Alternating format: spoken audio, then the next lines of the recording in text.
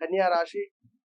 కన్యా రాశి వారికి శ్రీ పరాభావనామ సంవత్సర శుభ ఆశీస్సులతో మరి ఈ యొక్క పరాభావనామ సంవత్సరంలో కన్యా రాశి వారికి ఏ విధంగా ఉండబోతోంది అనేటువంటి విషయాలను తెలుసుకునే ప్రయత్నం చేద్దాం.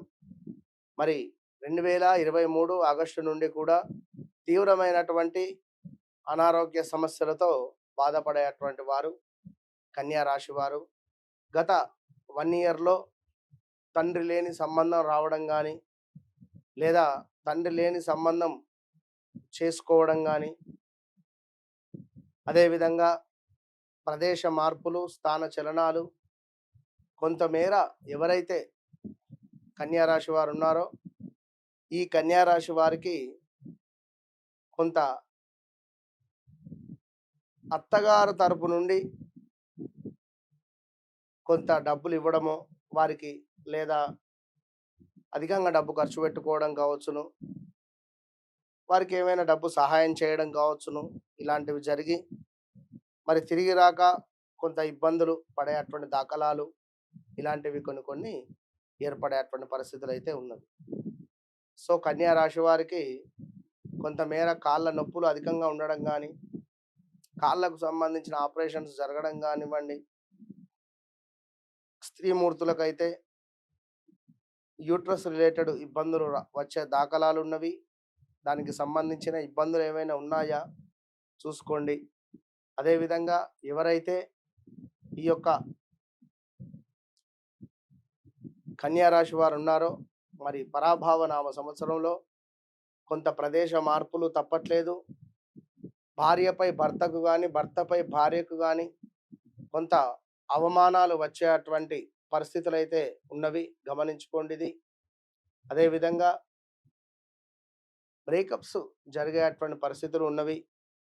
వీరు చార్టెడ్ అకౌంట్, మీడియా రంగం కొంత వీరికి యోగాన్ని తెచ్చిపెడుతుంది. ఈ యొక్క కన్యా రాశి వారికి మరి విపరీతమైనటువంటి వ్యాపారము గతంలో గడిచింది.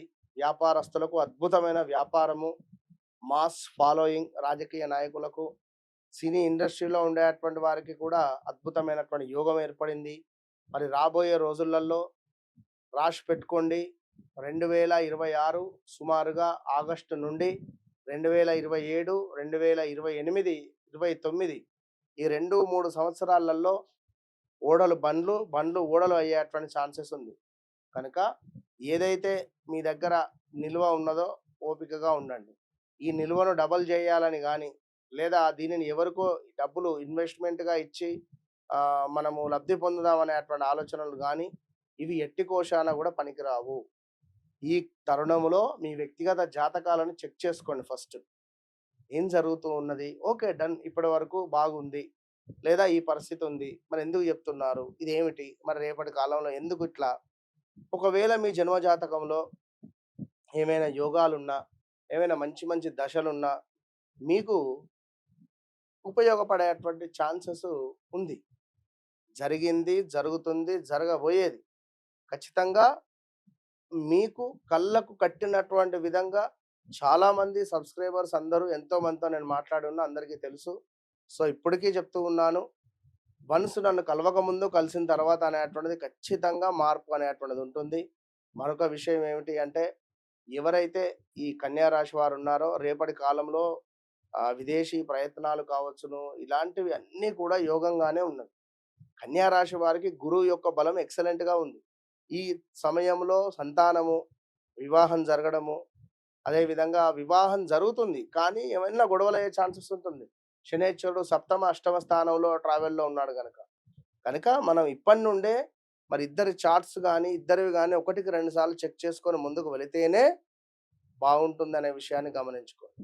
అదేవిధంగా ఎవరైతే కన్యా రాశి వారు ఉన్నారో, ఎవరైనా మీకు కొత్త కొత్త వ్యక్తుల పరిచయాలు కానీ, కొత్త కొత్త ఆహ్వానాలు కానీ, కొత్త కొత్త పనులు కానీ మీకు వచ్చేటువంటి క్రమంలో 1-2 సార్లు మీరు చెక్ చేసుకొని ముందుకు వెళ్ళాలి. ఎందుకు అంటే అర్ధాష్టమ శని ఎంటర్ కాబోతున్నది. ఇది మీ జీవితాన్ని అతలాకుతలం చేసే పరిస్థితి ఉంటుంది.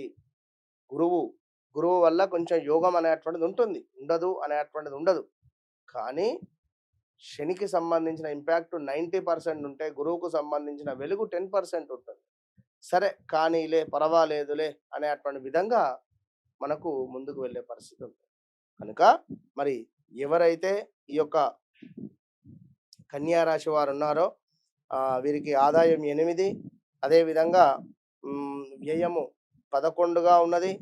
కొంతమేర రాజపూజ్యం 3, అవమానము కూడా 3 ఉన్నది. ముగ్గురు తిడితే ముగ్గురు మెచ్చుకుంటారా అంటే కాదు కదా! ఎందుకంటే ముగ్గురే లేరు సమాజంలో, చాలా మంది ఉన్నారు.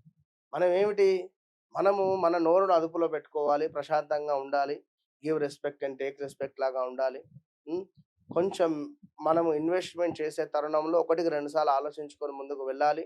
ఎవరైతే కన్యా రాశి వారున్నారో తప్పకుండా వీరు మాత్రం వివాహ ప్రయత్నాలు చేసుకునే తరుణంలో 100కు 200% సెకండ్ ఒపీనియన్ అయినా తీసుకోండి. ఒక మంచి ఆస్ట్రాలజర్‌ని కలిసి వారి జాతకము, చేసుకోబోయే వారి జాతకం 2 చెక్ చేసుకొని, సప్తమ భావాలు, అష్టమ భావాలు, పంచమ భావాలు బాగున్నాయా? లేవా? అనేటువంటివి ఒకటికి 2 సార్లు చెక్ చేసుకొని ముందుకు వెళ్ళడం ద్వారా రేపటి కాలంలో గొడవలు జరిగే ఛాన్సెస్ ఉండవు. లేదు, ముందుకెళ్లారనుకోండి, చెప్పలేం, డిస్టర్బెన్స్ రావచ్చు. తప్పకుండా కన్యా రాశి వారు గణపతి ఆరాధన చేసుకోండి. All the best.